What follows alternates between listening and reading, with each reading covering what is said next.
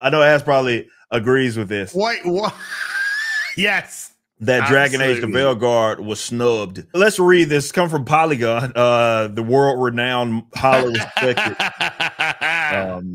journalists over there at Polygon. The Game Awards aren't known for much in the way of shock and surprise, and so it proved with the 2024 nominees a fairly well-rounded list, which most of the year's best reviewed and best loved games got some love. But there was one title very striking for its almost complete absence. No. Dragon Age the Veilguard. No. The Game Awards voting jury snubbed BioWare's latest game in a series of key categories where it would have been expected to compete.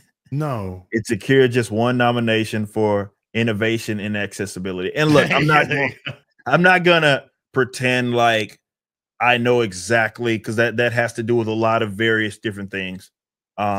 Hearing and all these sorts of things that they're prioritizing, you know, colorblind settings and all that is I'm willing to bet what they're referencing there. And you know, these games nowadays, they have entire departments that are dedicated for this. They're sticking a lot of resources in that side, right? The whole game was accessible.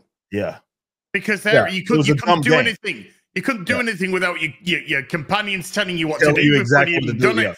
As soon as you picked up a quest, it was just, here's a marker that's just going to tell you exactly where to go. Exactly where it is. There's no discovery, discovery at all in Dragon Age the Veilguard, because to your point, even if you can't access it, guys, even if you can't access the actual quest, they just put it on your journal. It's there.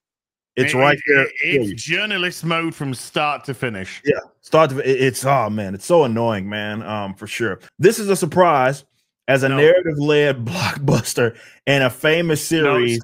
It's not a blockbuster when it didn't fucking sell, dipshit. Yeah.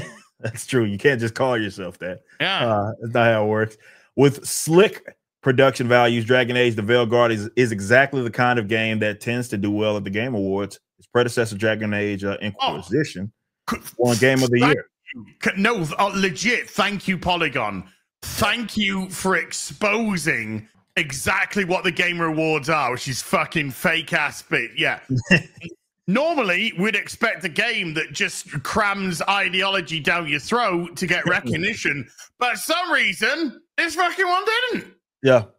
Yeah. Yeah, thank you for confirming that. Appreciate it. Granted, the reception of the Veilguard has been mixed. It's been a lot more unanimous than I think mixed. It's just not mixed. Is the way that the general journalists would define something that is poorly received by gamers, but they don't want to state it.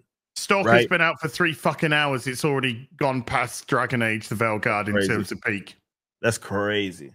And it's a fucking Wednesday. That's crazy. You got to wait till Sunday to probably get your biggest number. 3 hours, it's already gone past 89,500. It's already at 90. It was at 91 the last time I looked up. It is 97,500 right now. So it's on the verge of going. It'll go over 100,000 today. It's already beaten it on a fucking Wednesday afternoon. That's crazy, man. Yeah. More tellingly, though, the Veilguard did not score nominations for best narrative or best performer. Well, that's because it was shit. Why would it? It was written in fucking crayon. I don't understand. You've actually got to have a narrative to get voted for it as well. There's no fucking story. So yeah, it's weird that they would say that this was an exceptionally strong category this year, and they mention all these other guys, Metaphor, Final Fantasy Rebirth.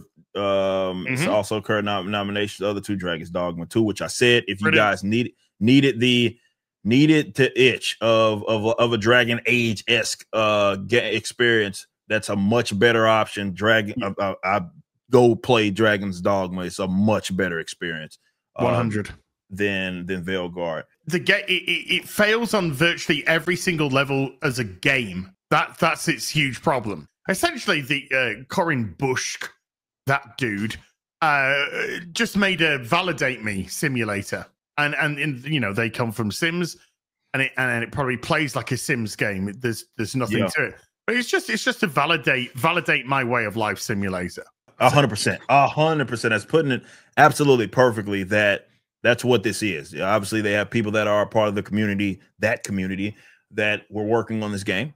And that's what they wanted to focus on. So they used the characters trash and the Isabellas of the world pulling a Barb and all this stupid shit to do exactly that. It felt more like a lecture, right? It didn't really feel like an RPG at all. And again, the other experiences or the primary experience, I'm a gameplay guy, and maybe some of the others that they're trying to appeal to aren't. I'm a gameplay guy. I want to play the fucking game at the end of the day. I mean, yeah, having a nice narrative alongside it's great, but at the end of the day, if the gameplay itself is dog water, not interested. I mean, I look, make a movie or something if that's the case. And I feel like more games in this day and age are adopting that as their approach.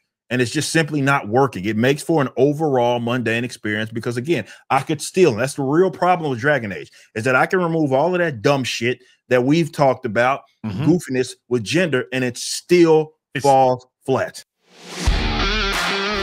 Thanks for watching. Be sure to head over to Rippaverse.com to check out our comic book company. We have books, plenty of merchandise, and even some glorious animations from Rippaverse Studios.